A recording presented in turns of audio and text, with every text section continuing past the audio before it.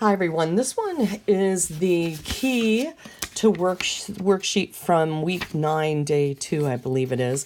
And on the back it says memory lane, a selection of problems, and it's going over the student learning objectives. This is the solutions only. You're going to need to look at the handout to get the actual problems. So on number 1, you were given a graph and you're asked to find the rate of change of interest from 1976 to 1986. So you have to convert to the T's first, pull the points off of the graph, and then average rate of change is just like the slope formula. For the second one, which is SLO 5, you've got, for question number 2, you're just taking derivatives. And this one, for some of you, I'm hoping this is getting much more comfortable when you have an exponential where it's a number base with the variable in the exponent, natural log of the base, keep it like it is, chain rule out the derivative of the exponent.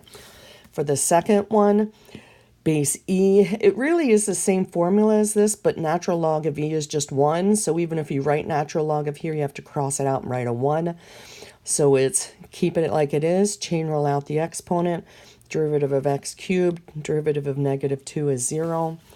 For the next one, you need a product rule for this. So you get derivative of the first is 1 times the second, plus the first times the derivative of the second. Derivative of e to the fourth is just 0 because that's a number. And then for D, we're going to need the extended power rule with a chain rule. Bring the 5 down to get 15. Rewrite this, subtract 1 from the exponent. 15, keep it, subtract 1. Chain rule out the derivative of what's inside, so you get e to the x, and then -3. For the next guy, rewrite him as a negative exponent, so it's a square root, it's 1/2. Bring him to the numerator, it's a negative. So power rule, 3 times negative 1/2 times 3 gives you this. Subtract 1 from the exponent. For f, you're going to 3 comes along for the ride, e to the 7x, keep it like it is, chain rule out the derivative of the exponent. For number 3, we have an initial value problem. And for this one, it's a standard looking one. So you're given a function, which is a derivative, and then this initial value. So you have to set up the integral. Remember, don't forget the integral and the dx. It's telling you this is saying you're looking for the antiderivative. This is what you're taking it of, and this tells you to do it with respect to x. Whose function has a derivative of 3x squared, x cubed? Whose function has a derivative of x, 1/2 x squared? Plus c, because it's a constant of that antiderivative or integration, constant of integration. We're going to use the point. We're looking for f of x, that's y, so you put a 2 in for that, that goes here. And everywhere there's an x, you get a -1, then just solve it for c. Once you get there, you put that c back up in here again. For the next one, this is an initial, number 4. Sorry, let me read the problem. It's a manufacturing company. You've got the function c of x, and you're looking for c of 25, c prime of 25. All you're doing is taking the derivative and evaluating it. So evaluate the 25 in the original function, say what it means, take the derivative, evaluate the derivative at the 25, then say what it means. So that's it for 4. For number 5, and 6, we're doing sign chart for analysis of direction, and scoot it up a little bit for you. And so for number 5, what are the relative extrema? When you do that and you're given a function, we have to find the first derivative, find the critical values, put them on a sign chart because they're asking us for a sign chart, and then actually state your solution. So take the derivative of your function, set it equal to 0 to look for the critical values. Here's our critical values. Put your critical values on the number line. Don't forget to label the number line because we are talking derivative, and we do that as well because that's going to tell us where to substitute our test points at. You get plus, minus, plus. We don't care exactly what those numbers are, but here it's increasing, decreasing, increasing. We can pull the max and min off. Remember to write them as sentences. For number 6, they're asking us to do the same thing using a sign chart. Here's our function. We take the derivative, That's not factorable, so that means you use the quadratic formula. When you do that, you get a negative 24 for the discriminant. That's the negative b plus or minus square root of something. What's inside would be negative. Well, that's less than 0, so there are no real solutions for that particular problem. That means the first derivative is never equal to 0, so there do not exist any relative extrema, and then you are done with that one.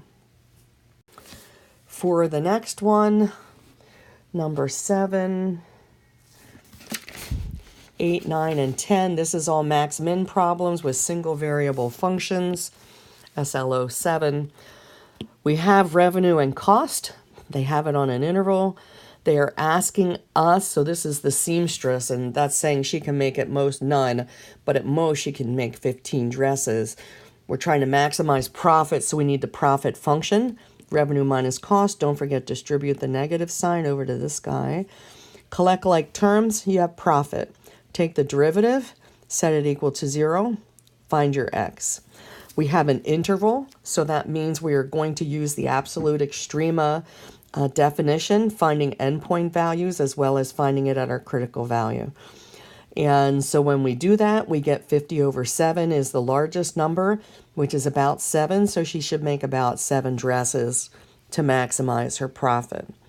For number 8, they give us a function and they're telling us this is the profit function. How many units do we need to sell and what's the maximum profit? And so we take the profit function's derivative, set it equal to 0 and solve it. When you do that, we can't have a negative number. Well, here's the one. You can't have a negative number, and this negative 1 is not equal to 0. You would be surprised by how many people are still telling me that x equals negative 1 gives me negative 1 here, and it's not. Each one gets set equal to 0. Negative 1 is never equal to 0, so cross that out. Once you have just exactly one critical value, it means we're going to use the second derivative. So take the second derivative, substitute your critical value in there. It's negative, which is less than 0, which means your concavity is upside down, which means you have a max at 11. Go ahead and find that maximum profit by substituting it into here, and then you have your solution. So all of those conversations about watching your notation, we have P of 11, P double prime of 11, P double prime of X, P prime of X, P of X. So you got 1, 2, 3, 4, 5 different notations, each of them giving you something different. That's why we write our notation. When we look at the next one for number 9 and 10, did them next to each other so that you can do a little comparison. Here is our function on an interval. Here is that same function. We're going to go ahead and take the first derivative and find the critical value. It's the exact same. This guy is on an interval, so we use a t-chart. This guy is not on an interval, so we say there's exactly one critical value and use the second derivative test. If it's not second derivative test, sorry, the second derivative for concavity. And over here, if there was a second critical value, we couldn't use that and we would have to go somewhere else to get our information. So for us, t-chart, just eyeball the values, pick the biggest and smallest number off. For the one where you have exactly one critical value, you take the second derivative. Here it's a negative number. If it was a function with an x in it, you could substitute your critical value in. You don't have to do that here. This guy's always less than 0 for all real numbers, so concavity is down, so there's a max. And do we have any more? We have 2 more questions. Next page. And so here's number 11.